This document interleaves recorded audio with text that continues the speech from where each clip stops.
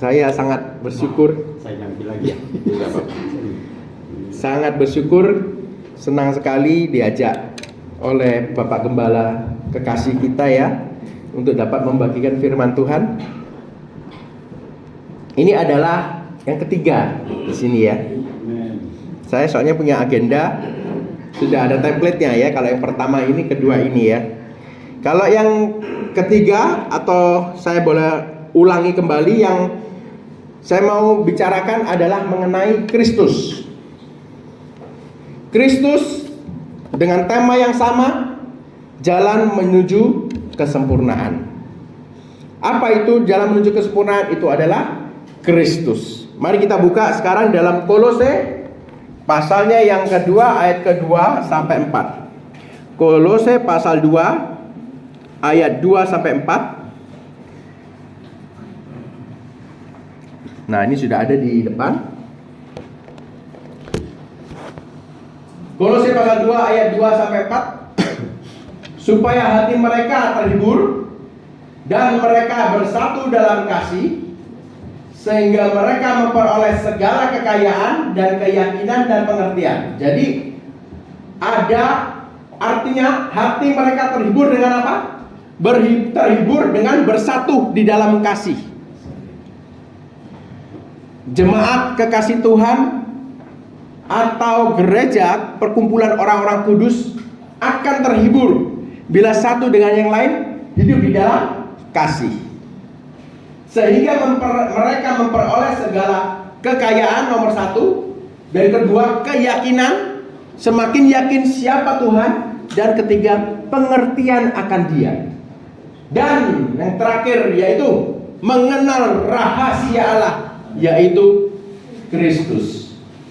Kekayaan, keyakinan, pengertian, mengenal rahasia Allah, yaitu Kristus. Amin.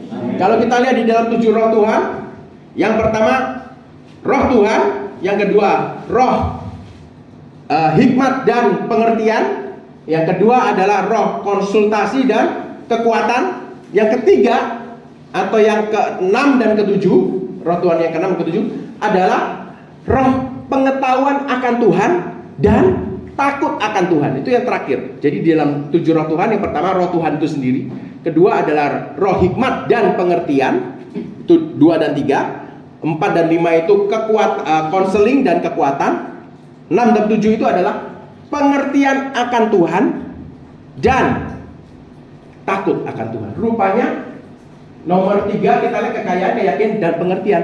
Pengertian akan Tuhan itu akan membuat kita takut. Takut itu bukan takut gentar, atau kita takut seperti takut sama polusi atau orang pemerintah, takut dengan manusia lain, bukan.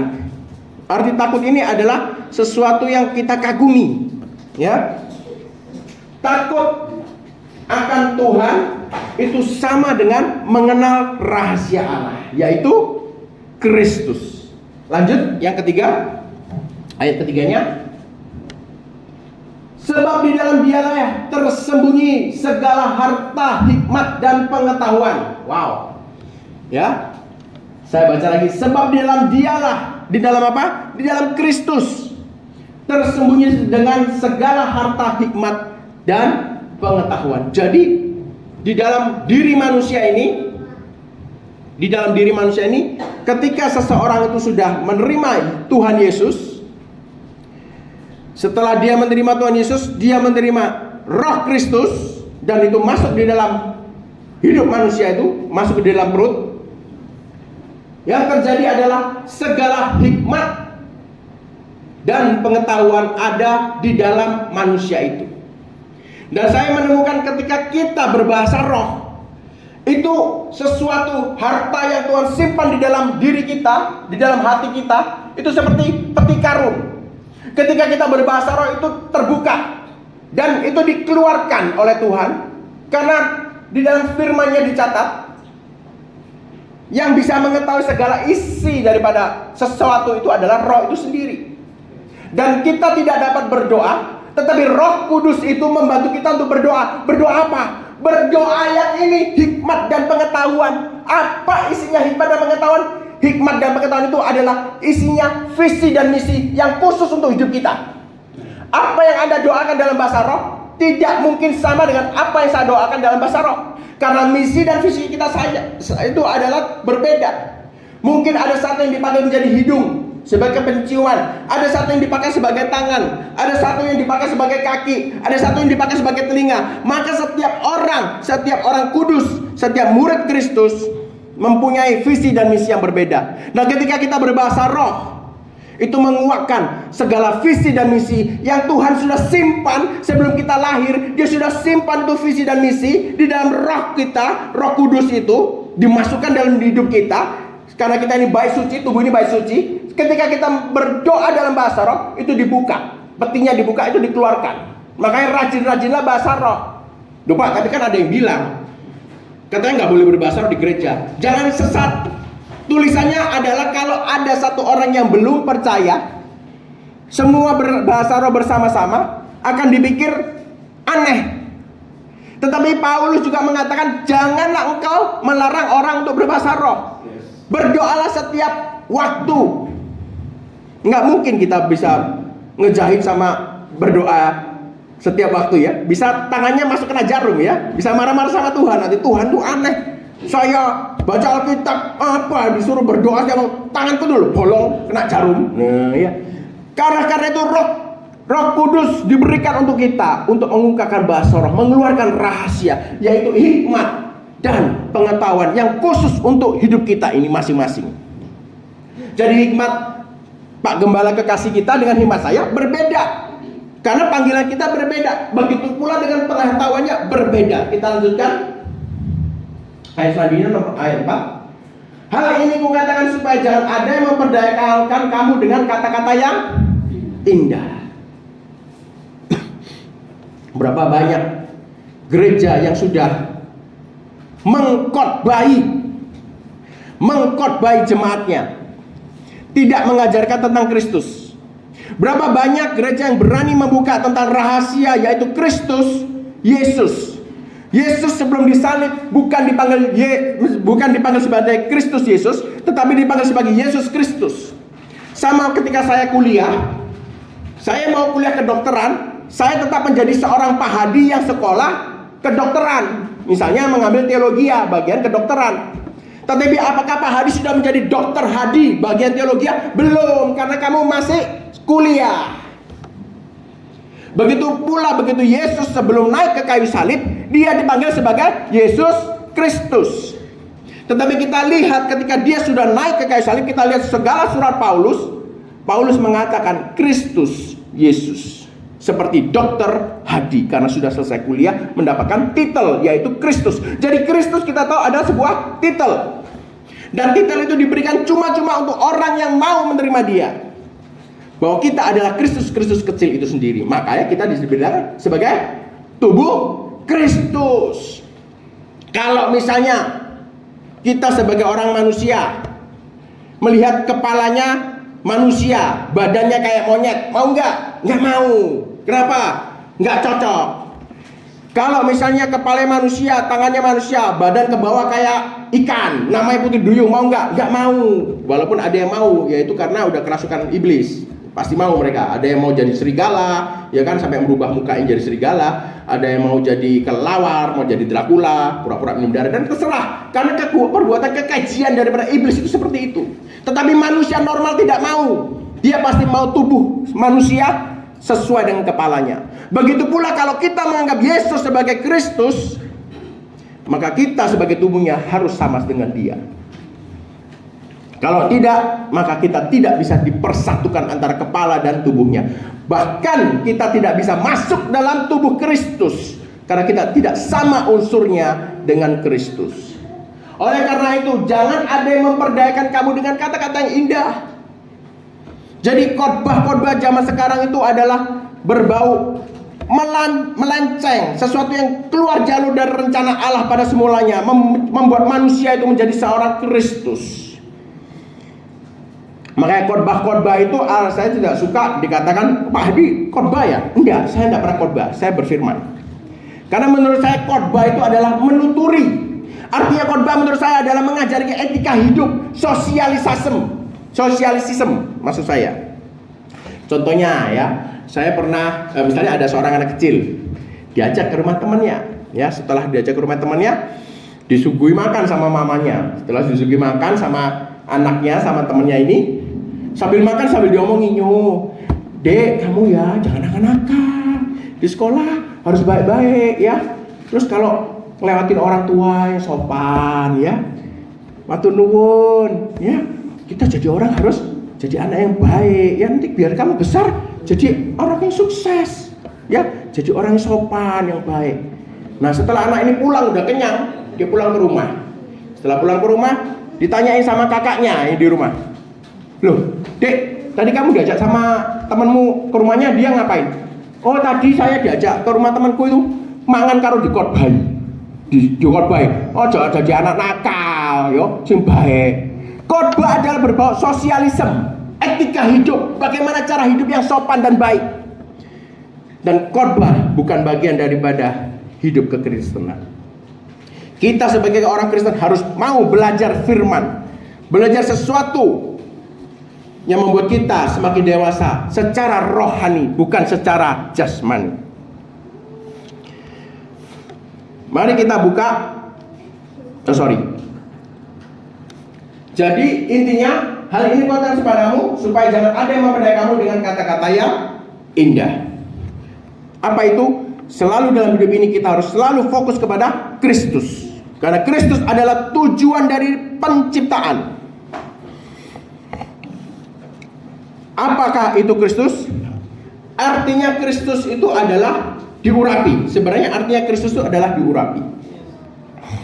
Diurapi dari apa? Ketika kita melihat ketika Adam pertama yang di dalam Kejadian pasal 1 ayat 27, Adam pertama ketika dia diciptakan, kemudian perempuan itu juga diciptakan, apa yang terjadi? Mereka jatuh dalam dosa. Dan ini ada cerita klasik yang semua orang tahu, tapi banyak yang tidak mengetahui.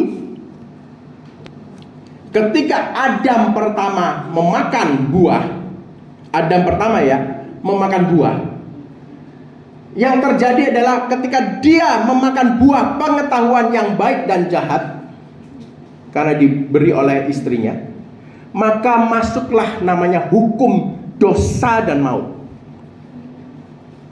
Masuk di dalam gambarnya Adam itu dosa dan maut. Karena ciptakan ya, Kejadian pasal 1 27, marilah kita menciptakan manusia di dalam gambar kita dan menurut rupa kita.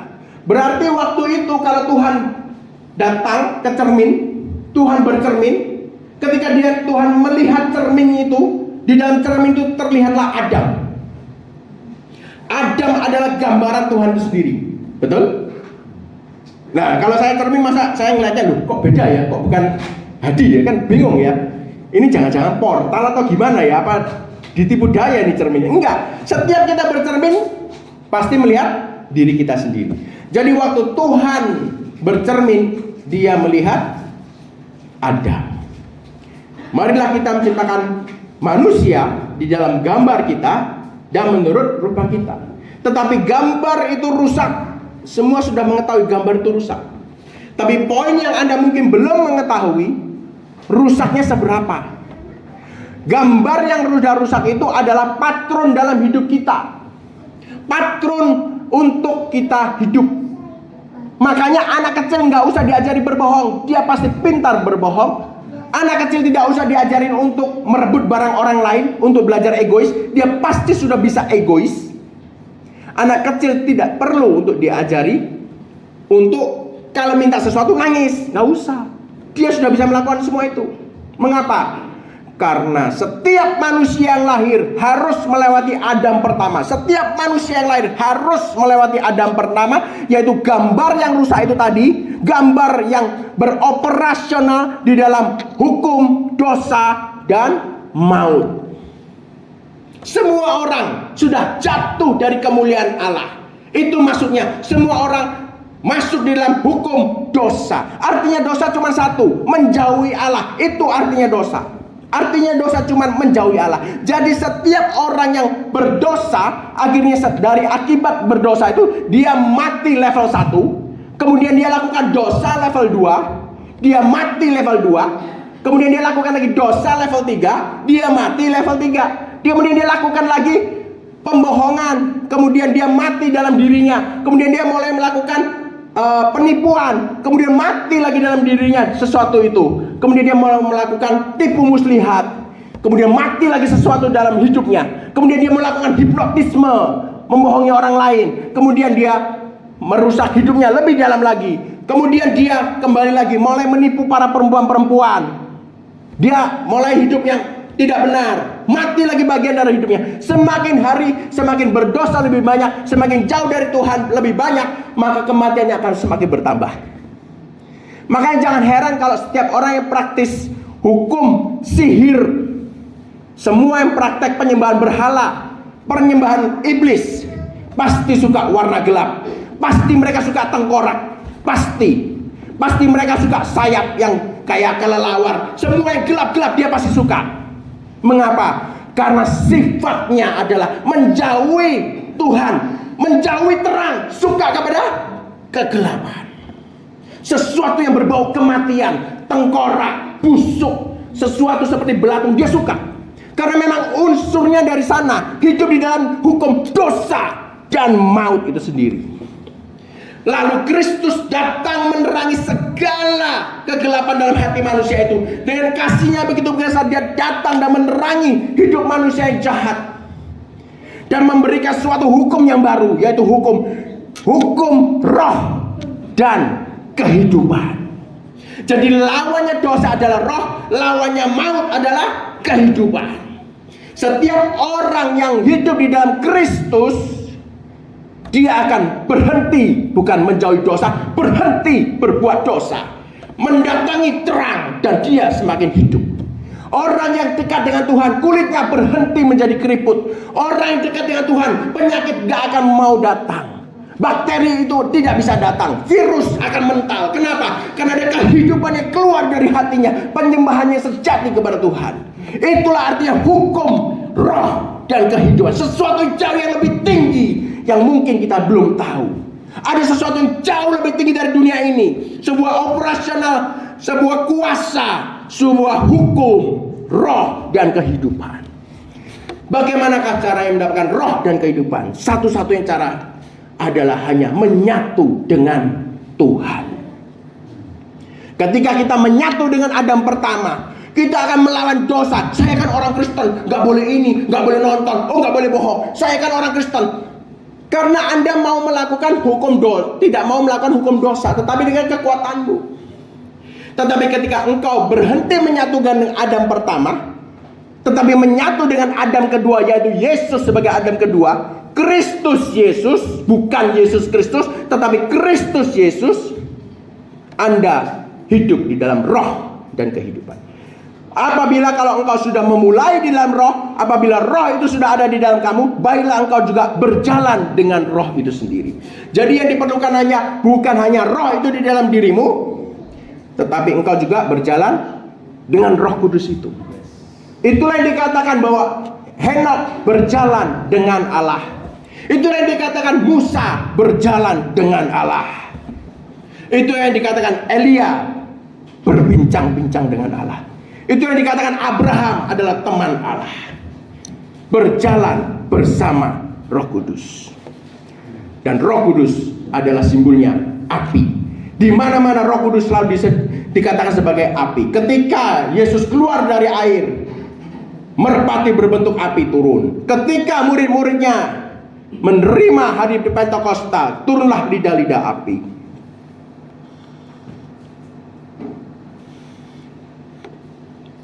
Ketika kita dibaptis pertama kali, kita dibaptis keluar dari air, yang terjadi adalah kita menerima anak Allah. Jadi masuk dalam air, kita keluar, anak Allah turun dalam hidupmu. Ketika engkau dibaptis Roh Kudus, ketika kita mati keluar dari air, saya ulangi, yang keluar pertama adalah anak manusia, itu keluar dalam hidupmu. Anak manusia masuk dalam hidupmu. Karena baptisannya dari air, dia adalah bersifat air. Anak manusia simbolnya adalah air. Ketika engkau minta Roh Kudus baptislah aku, maka Yohanes mengatakan akan ada seseorang yang jauh lebih besar, yang tali kasutnya aku tidak layak untuk membuka. Dia akan membaptis engkau dengan roh dan api, yaitu Yesus Kristus. Ketika Yesus yang sudah di dalam hatimu, anak manusia itu, membaptis engkau dengan Roh Kudus, maka api itu turun. Yang terjadi, air dan api bergabung menjadi satu, menjadi uap. Itulah ungkupan doa. Itulah ungkupan doa. Kalau kita lihat di kerubim, malaikat yang dekatnya Tuhan ya, di depan ini mukanya kayak manusia. Nah, itulah anak manusia. Sebelah kanan itu adalah lembu. Itu adalah binatang lembu, adalah raja segala ternak.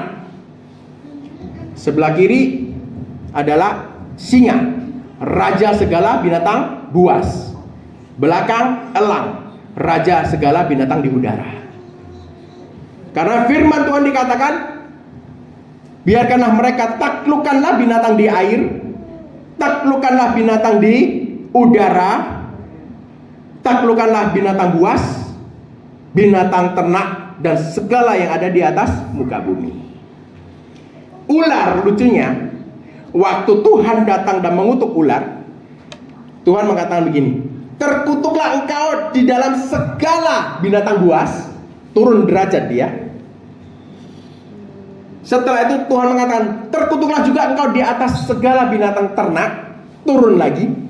Sekarang dia melata, makanya dia bilang, kamu akan berjalan dalam perutmu. Jadi ular sudah dikutuk sama Tuhan sampai yang paling bawah. Amin. Oleh karena itu jangan takut, karena Kristusmu itu sanggup dan mampu untuk membantu engkau mencapai kesempurnaan, asal kita mau. Kalau sudah nggak mau kan susah. Kalau kita mau bantu orang, dia nggak mau dibantu itu susah sekali, betul ya Pak ya? Kalau mau dibantu masih ada harapan, tapi kalau sudah nggak mau dibantu itu susah. Jadi jalan kerajaan Allah, apa maksudnya? Kita buka dalam 1 Korintus pasal 15 ayat 45. 1 Korintus pasal 15 ayat 45. Kita buka di sana mengenai kerajaan Allah. Seperti ada tertulis, manusia pertama Adam menjadi makhluk hidup. Jadi waktu Tuhan membentuk debu tanah, membentuk manusia, kemudian dia menghembuskan nafasnya ke dalam debu tanah itu, maka tulisannya di Alkitab, tulisannya begini, maka manusia menjadi makhluk hidup. Nah itu artinya ya, menjadi makhluk yang hidup. Maksudnya itu. Jadi itulah pertama kali jiwa dibentuk. Mungkin di sini saya belum ceritakan ya. Caranya Tuhan menciptakan jiwa ini sangat unik. Saya belum pernah ceritakan, emang nggak bawa korek api. Tapi bisa bayangin korek api yang bukan sekarang ya, yang dulu yang pakai batang sama apa itu ya, korek api ya. Jadi waktu kita gesekkan korek itu dan keluarlah api. Api berarti keluar dari gesekan antara batang dengan kotaknya, betul? Berarti kita tidak menciptakan api, kita hanya menggesekkan. Kalau kita lihat di dalam Kejadian, ketika ada debu tanah, ini debu tanah, ketika Tuhan hembuskan, gitu, debu tanah menjadi makhluk hidup, jadi nyala, ya, jadi nyala. Berarti makhluk hidup atau jiwa manusia itu tidak secara langsung dibentuk oleh Tuhan. Jiwa kita ini unik seperti Bapa. Jiwa kita ini unik seperti Bapa. Tubuh kita ini dari debu tanah. Ketika roh Tuhan masuk ke dalam debu tanah, jiwa itu terbentuk seperti api itu tadi. Jadi Tuhan tidak pernah menciptakan jiwamu, tapi jiwamu itu diciptakan dari pertemuan antara debu tanah dan nafas Tuhan. Keren kan? Sebenarnya keren kita itu. Makanya kita abadi kayak Tuhan, gak bisa mati.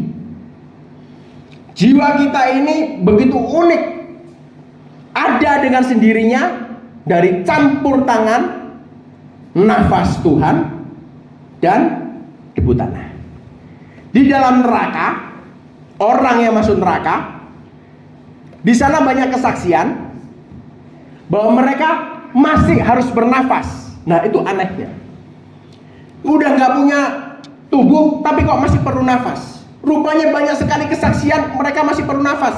Kalau masih mereka tidak perlu bernafas, mereka kok tahu ada bau yang nggak enak, bau belerang, bau anyir darah, bau busuk yang sangat bau kayak nggak pernah dia bau itu di dunia ini. Terus dia bilang kalau nafas itu kayak ditutup sama plastik, diikat. Jadi mau nafas itu susah. Saya bayangin saya tidur hidungnya buntu, harus pakai mulut masih bisa nafas. Tapi bayangin kalau hidup hidungnya buntu nggak ada mulut, bayangin. Dan itu setiap detik dirasakan oleh manusia di dalam neraka. Mengapa? Jawabannya ada dalam Amsal. Apa yang berasal dari Tuhan akan kembali ke Tuhan. Apa yang berasal dari debu tanah akan kembali ke debu tanah. Apa yang berasal dari Tuhan ini? Berasal dari Tuhan. Apa yang berasal dari Tuhan? Nafas hidupku itu. Jadi setiap orang yang masuk neraka, Tuhan tidak akan menghina nafas hidupnya untuk ikut masuk ke dalam neraka. Ditarik ya nafas hidupnya kembali ke Tuhan. Orang itu masuk neraka tanpa nafas hidup, makanya tidak bisa bernafas. Serem. Neraka itu serem banget. Saking kita tidak mengerti. Banyak orang yang dibawakan neraka itu pasti dia ADHD. ADHD itu stres, nggak bisa tidur 2 minggu, nggak bisa makan. Lihat orang disiksa tuh mau muntah. Semua bayang-bayang tentang neraka itu ada sampai berbulan-bulan. Itu orang kayak dibawa ke neraka cuma beberapa jam. Stresnya kayak gitu. Lanjut ya. Adam menjadi makhluk yang hidup, yaitu tadi berarti Adam mempunyai jiwa. Itu yang dikatakan. Seperti ada tulis manusia pertama, Adam mempunyai jiwa, menjadi makhluk hidup. Tetapi Adam yang terakhir atau Adam yang kedua menjadi roh yang menghidupkan. Yang kedua adalah Kristus Yesus atau Adam kedua. Dia bukan menjadi roh saja, tetapi dia menjadi roh yang menghidupkan. Artinya kalau engkau bersekutu dengan Roh Kudus, maka setiap selmu itu akan tunduk. Setiap sel, setiap sumsum, setiap urat, segala yang ada dalam tubuhmu ini akan tunduk kepada hukum, roh, dan kehidupan. Makanya banyak orang di dalam Katolik itu ya, karena dia begitu cintanya sama Tuhan. Di dalam ilmu Katolik, dalam pengajaran Katolik itu ada 2 yang tidak ada di dalam kekristenan pada saat ini. Satu adalah meditasi. Meditasi itu bisa memeditasikan firman Tuhan atau memeditasikan diri Tuhan. Ada 3, meditasi. Yang kedua adalah adorasi. Adorasi itu adalah membanggakan Tuhan. Oh Tuhan, Engkau begitu besar. Itu adalah bagian dari mazmur. Besar Engkau Tuhan, aku akan aman di dalam Engkau. Engkaulah menaraku. Itulah adorasi. Dan yang ketiga adalah kontemplasi. Kontemplasi itu adalah artinya dari bahasa kontem. Kontem itu artinya puas. Jadi yang ketiga ini adalah memuaskan diri di dalam Tuhan. Memuaskan diri di dalam Tuhan. Kalau kita sudah berkeluarga, kita tidak puas dengan pasangan kita, pasti ada yang salah dalam pernikahan kita. Kalau kita mulai melihat sesuatu yang di luar lebih baik, kita akan merasa tidak puas. Itulah mulai celah dari sebuah pernikahan. Pasti itu. Jadi teori kontemplasi memuaskan diri di dalam Tuhan itu menganggap bahwa Tuhan adalah segala-galanya. Oleh karena itu Daud mengatakan, jangan kau ambil rohmu daripadaku. Lebih baik aku ada di gerbangmu daripada aku di tempat lain.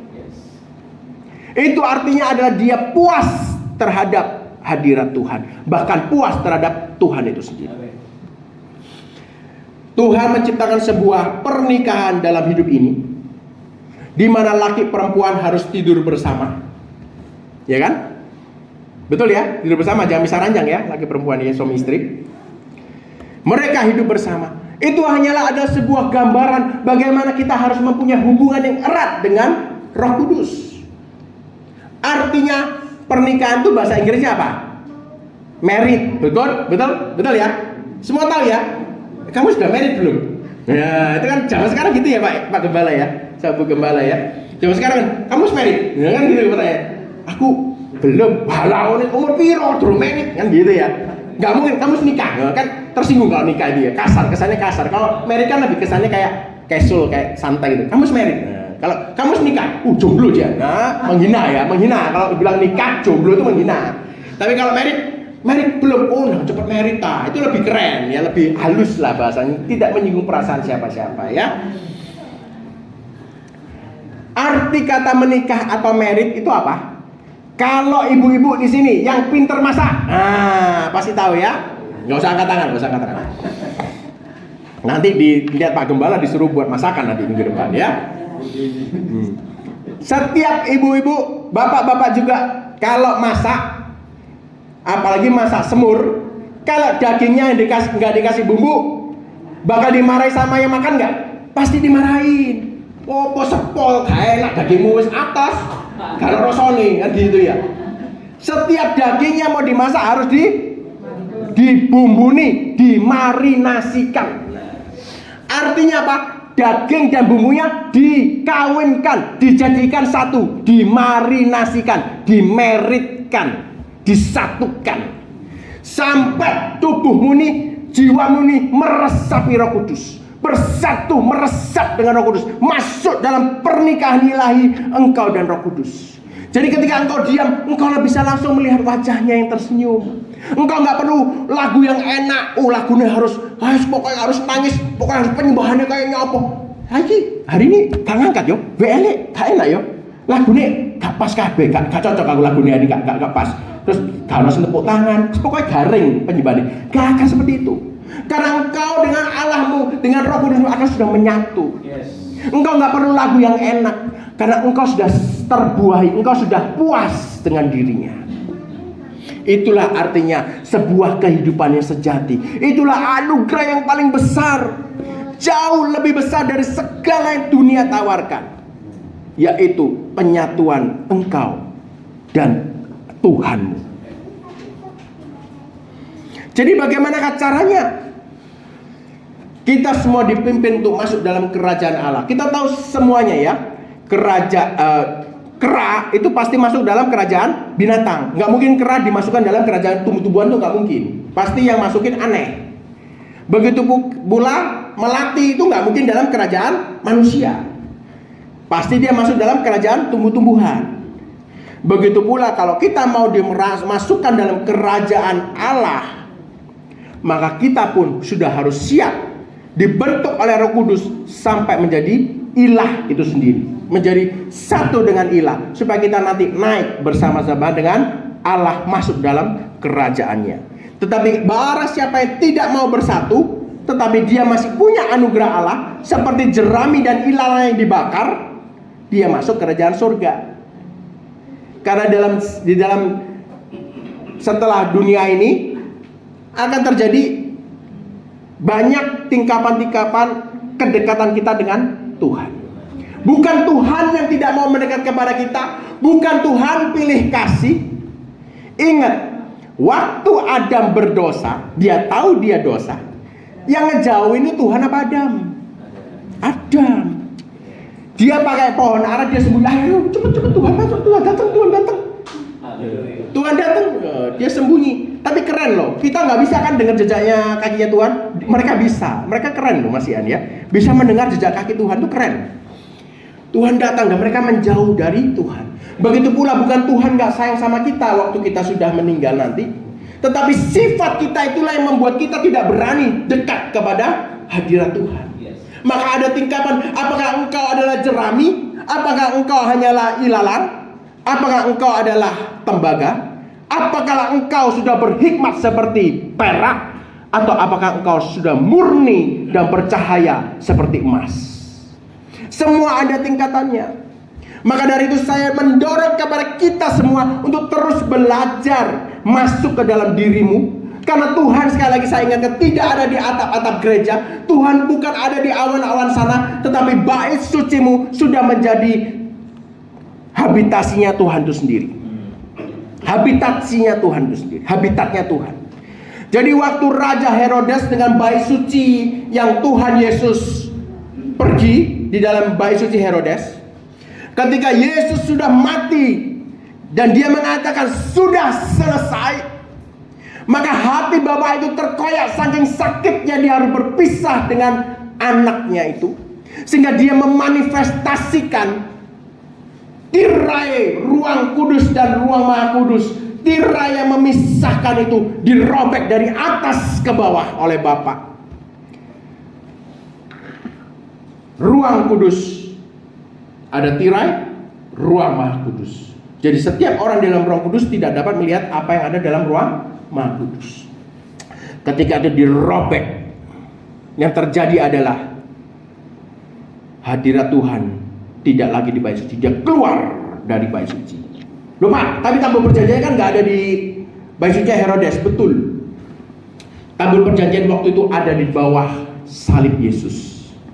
Ketika darah Yesus menyentuh masuk ke dalam batu dan meneteskan tabur perjanjian, maka genaplah penebusan dosa. Yang terjadi, roh Tuhan keluar dari bait sucinya, masuk ke dalam ruang maha kudus, keluar lewat ruang kudus ke pelataran, dan keluar dari bait suci Allah, mulai masuk ke dalam hati setiap orang-orang yang percaya kepadanya. Oleh karena itulah janganlah kau pakai tubuhmu dengan sembarangan, karena tubuhmu adalah bait suci Allah, di mana Dia membuat habitasinya untuk hidup bersama-sama dengan engkau. Oleh karena itu saya katakan kembali, biarkanlah Dia menjadi raja. Artinya kerajaan adalah kerajaan. Harus ada sesuatu yang menjadi raja, dan biarkanlah Dia menjadi raja atas hidupmu, yaitu Roh Kudus. Belajar lihat ke dalam dan belajar untuk berhenti berbuat dosa. Caranya bagaimana? Yaitu dengan bertobat. Saya dulu pernah mengajarkan bertobat itu adalah artinya berputar 180. Kalau dulu suka lihat keluar, sekarang lihat ke dalam. Kalau dulu suka pakai kuping, pakai telinga, ya kan? Pakai penciuman, pakai perasa, ya, pakai penglihatan. Sekarang berhenti, belajar melihat keluar, belajar melihat ke dalam hatimu. Lihatlah Kristus di dalam hatimu yang sudah berada di sana, dan belajarlah mendekat kepada Dia, belajar menyatu dengan Tuhan. Belajar menyatu dengan Tuhan adalah sesuatu yang indah, dan itu adalah visi agung dari Tuhan, antara Allah dan manusia menjadi satu. Kembali lagi ketika anak Allah keluar dari baptisan Roh Kudus, anak manusia keluar dari baptisan air. Anak Allah dan anak Allah, anak manusia dan anak Allah adalah Kristus. Jadi Kristus adalah anak Allah dan anak manusia. Penguasa anak Allah, Dia penguasa surga. Anak manusia, Dia penguasa bumi. Jadi Kristus yang di dalam kita itu adalah penguasa surga dan bumi. Setiap kita adalah ambasador Kristus. Berarti kita punya kuasa di surga dan di bumi. Adam pertama dikatakan, berkuasalah atas segala yang ada di bumi. Tetapi Adam pertama sudah gagal. Adam kedua, Yesus Kristus telah menyempurnakan. Dia, di dalam Dia adalah anak manusia, dan Dia juga adalah anak Allah. Itulah artinya kepemimpinan kerajaan Allah, di mana Kristus yang adalah anak manusia dan anak Allah memerintah di dalam hidupmu. Dan berhenti kita menghakimi, berhenti melihat apa yang di luar dari kita, tapi terus belajar untuk menyatu melihat ke dalam diri kita. Suatu hari waktu saya lagi mandi, saya ditegur sama Tuhan. Saya ditegur, saya pikir hidup saya ini sudah bagus di hadapan Tuhan. Kemudian saya ditegur seperti ini. Bagaimana engkau mengatakan engkau mencintai aku, kalau engkau nggak peduli apa yang aku ingini? Bagaimanakah engkau mengatakan bahwa engkau mencintai aku, Tapi kalau engkau nggak pernah peduli apa yang aku ingini. Kalau ada suami istri, ya kan? Ada suami istri. Salah satunya tidak pernah peduli dengan pasangannya. Apakah itu mengasihi, apakah itu mencintai. Jadi rupanya membuktikan sebuah cinta itu harus peduli dengan apa yang dimau oleh pasangannya. Jadi apa yang saya pikir baik ini adalah menurut pemikiran saya sendiri, bukan pemikiran Tuhan. Maka dari itu benarlah kata firman Tuhan yang mengatakan, Yesus mengatakan, aku makan kehendak Bapa. Jadi rupanya kehidupan kekristenan ini harus melakukan kehendak Bapa. Itu artinya bukti daripada cintamu ketika engkau melakukan kehendak Bapa. Ketika engkau melakukan kehendak Bapa, engkau mencintai Tuhan. Itulah dikatakannya, kalau engkau hanya mendengar tetapi tidak melakukan kehendaknya, maka engkau sebenarnya tidak mengasihi Tuhan. Belajar, bagaimana caranya? Sekali lagi, lihat ke dalam dirimu dan belajarlah di sana. Lanjut, ayat ke-46.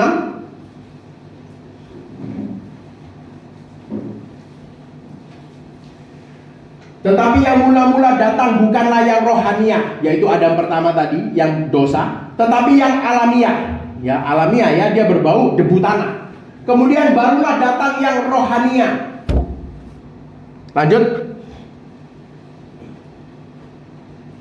Manusia pertama berasal dari debu tanah dan bersifat jasmani, suka kepada segala yang berbau debu tanah. Makanya manusia masih suka makan. Makan itu apa? Makan debu tanah sebenarnya. Lah, binatang dari mana? Dari debu tanah kan? Tanaman dari mana? Dari debu tanah. Jadi manusia untuk hidup harus makan debu tanah. Manusia kedua berasal dari surga. Lanjut.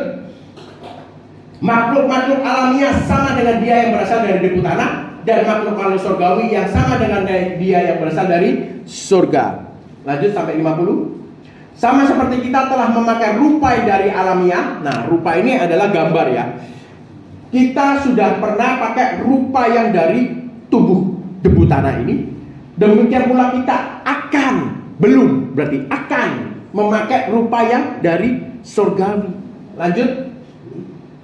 Saudara-saudara, inilah yang hendak kukatakan kepadamu, yaitu bahwa daging dan darah tidak dapat mendapat bagian dalam kerajaan Allah, dan bahwa yang binasa tidak mendapat bagian dari apa yang tidak binasa. Jadi kalau kita terus memakai mata kita, mukanya kok belek ngono ya.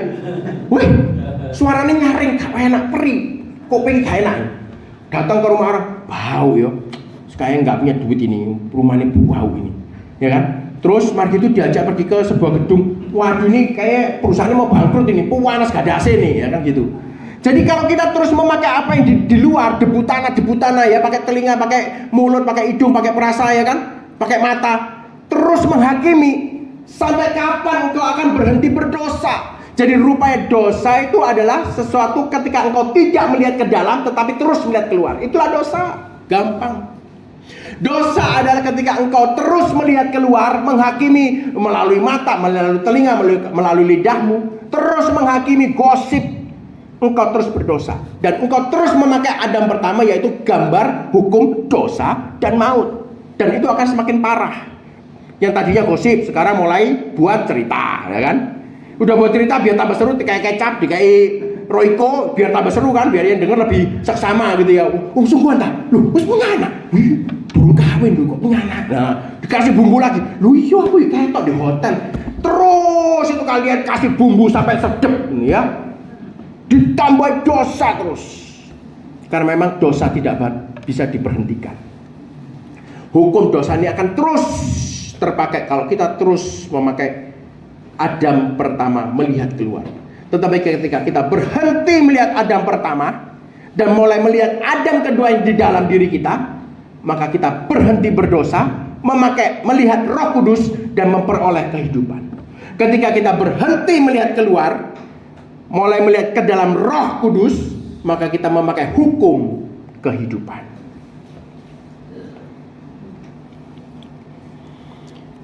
Matius, ini tadi ya, saya kasih buktinya Matius pasal 3 ayat 1 ya.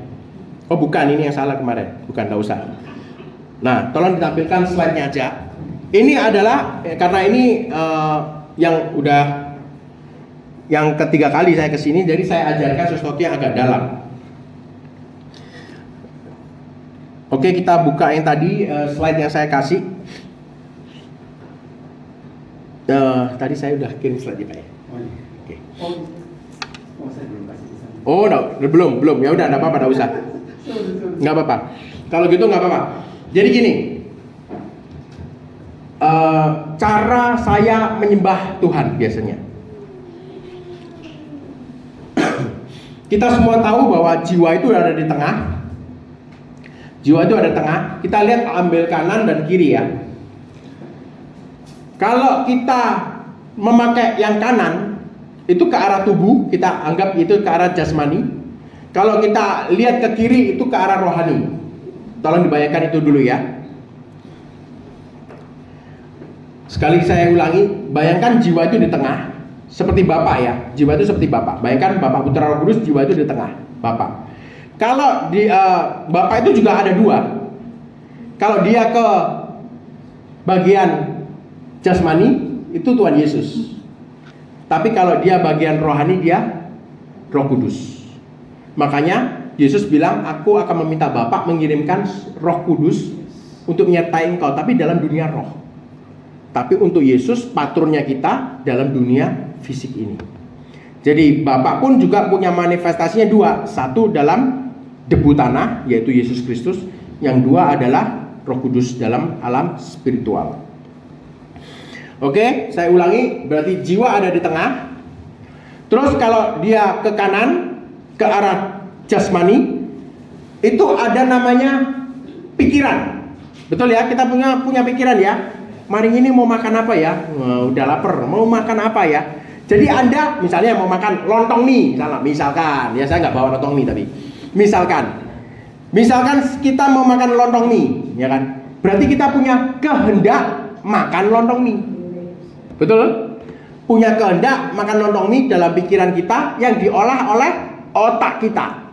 Otak kita di dalam tubuh jasmani kita. Kalau yang ke kiri ya, makanya di dalam pengajaran dasar tubuh jiwa roh, jiwa itu ada dua, ada pikiran dan ada emosi. Betul ya? Belum dapat pelajaran itu ya Pak ya? Jiwa itu ada dua, ada pikiran, ada emosi. Kalau pikiran tadi kan sudah tahu ya, ke kanan, punya kehendak di dalam pikiran yang diolah oleh otak. Kalau ke kiri, itu punya emosi. Emosi yang diolah oleh hati. Emosi itu diolah oleh hati manusia. Jadi kalau kita masih baby di dalam Kristen, Tuhan aku minta ini, pasti dikasih.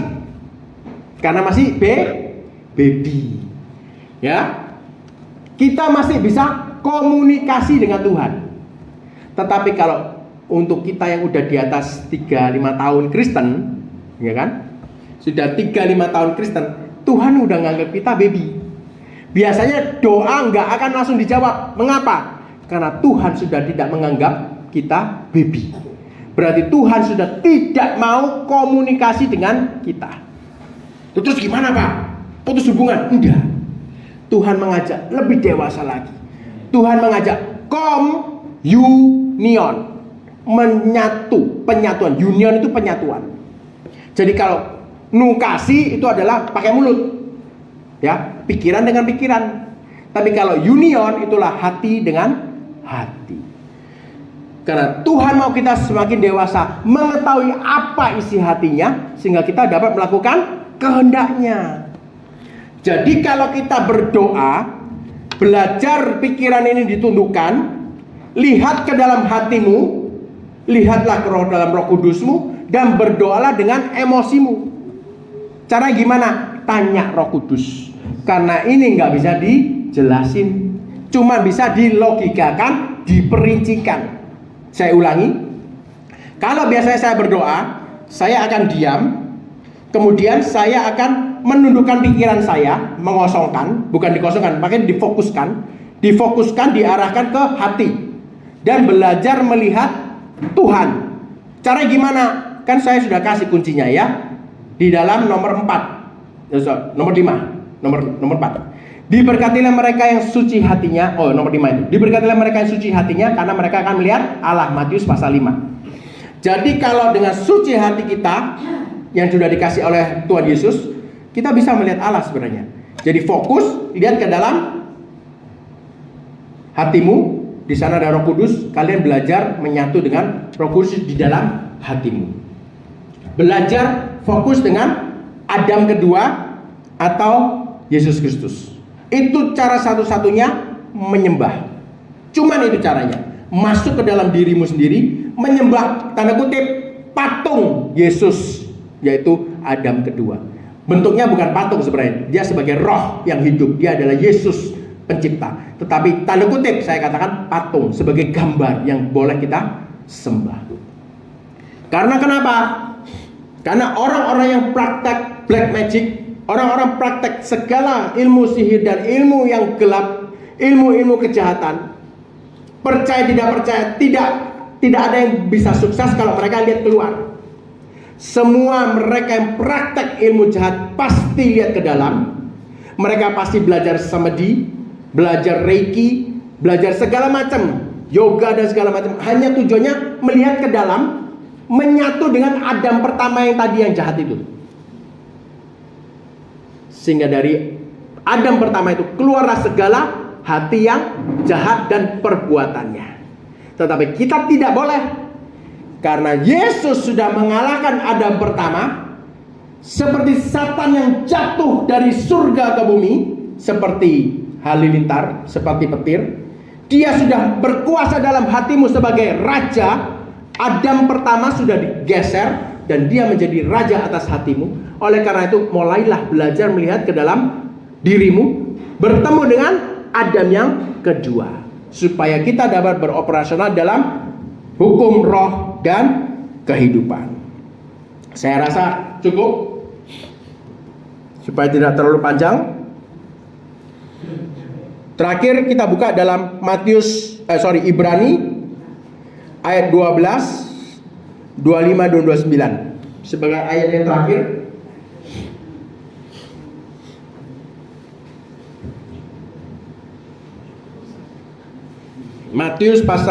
Ibrani pasal 12 ayat 25.